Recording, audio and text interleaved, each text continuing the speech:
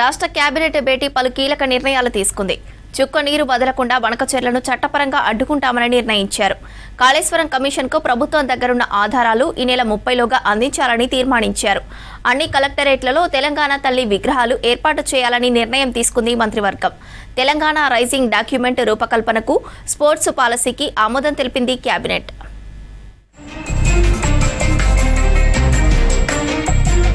రాష్ట్ర కేబినెట్ సమావేశంలో పలు అంశాలపై కీలక నిర్ణయం తీసుకున్నారు.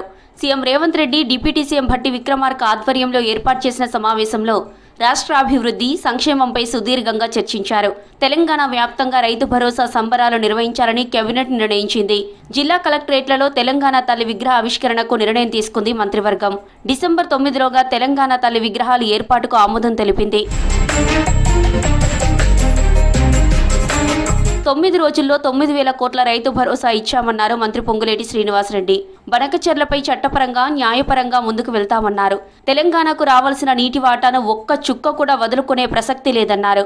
చౌటుప్పల్ సంగారెడ్డి వరకు 201 కిలోమీటర్ల RRRకు కేబినెట్ ఆమోదం తెలిపిందన్నారు మంత్రి పొంగులేటి. చౌటుప్పల్ నుండి సంగారెడ్డి వరకు 201 కిలోమీటర్ల పొడవున్న రీజనల్ రింగ్ రోడ్డును కూడా కేబినెట్ లో ఆమోదం తెలపడం జరిగింది. బంకచెర్ల విషయంలో ఒక్క చుక్కని కూడా ఎంత పోరాటమైన శక్తినంతా కూడగట్టుకొని తెలంగాణ ఓటాని తెలంగాణకి తెచ్చే దాంట్లో కృత నిశ్చయంతో పట్టుదలగా పనిచేయాలని కూడా కేబినెట్ లో ఈ రోజు తీర్మానం చేయడం జరిగింది. తెలంగాణ రైజింగ్ 2047 విజన్ డాక్యుమెంట్ కు కేబినెట్ ఆమోదం తెలిపిందన్నారు మంత్రి పొన్నం ప్రభాకర్. తెలంగాణ ప్రభుత్వం విద్యకు ప్రాధాన్యత ఇస్తోందన్నారు.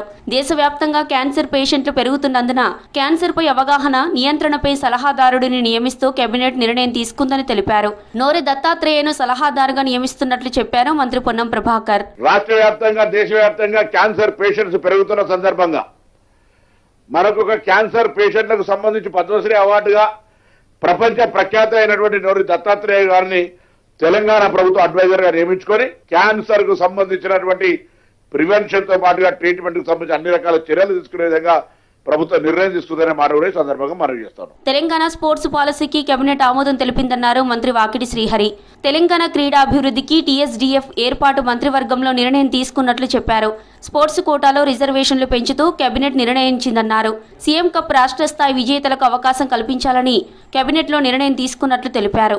TSDF కి ఖచ్చితంగా నిధుల్ని కూడా ఏర్పాటు చేసి క్రీడలకు ఒక మంచి ప్రోత్సాహాన్ని ఇచ్చే విధంగా ఈ స్పోర్ట్స్ కోటాలో కూడా గతంలో ఉన్నటువంటి రిజర్వేషన్ ఏదైతే ఉందో దాన్ని కూడా పెంచే విధంగా ఒక నిర్ణయం తీసుకోవటం, దేశానికే కాదు ఇంటర్నేషనల్ లో కూడా ఆడే స్థాయికి ఎదిగే విధంగా ఒక స్పోర్ట్స్ పాలసీని ఈరోజు కేబినెట్ ఆమోదించడం అనేది నిజంగా కూడా గర్వంగా చెప్తా ఉన్నా.